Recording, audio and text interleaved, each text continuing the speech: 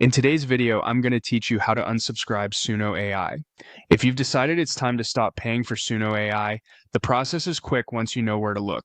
The key idea is that you cancel from your account's billing settings. When you do, it stops future payments, and you usually keep full access until your current billing period ends. Start by signing into the Suno AI website with the account that has the active subscription.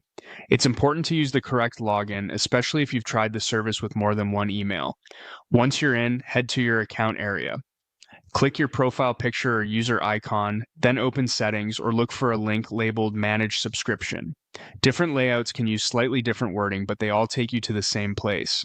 Inside Settings, navigate to the Billing section. You might see it called Subscription, Manage Plan, or Billing Settings.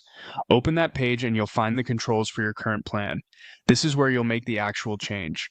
Next, find the option to end the plan. It may say Cancel Plan or Unsubscribe. Click that. Suno may show a short survey asking why you're leaving, and you'll be asked to confirm the cancellation. Read the prompt carefully, then complete the confirmation so the request is finalized. Until you see confirmation on screen, your subscription may still be active. After you cancel, check your email inbox for a message from Suno. This confirmation should state that your subscription has been canceled and show the date your billing period ends. Keep this email for your records because it's your proof of cancellation and a handy reference for when your paid access will stop. A few helpful notes. You usually keep access until your billing cycle ends. For example, if you paid on May 1st and cancel on May 10, you'll typically continue to have paid features until the next renewal date. Your songs generally remain in your library after you cancel, so your work is not instantly removed.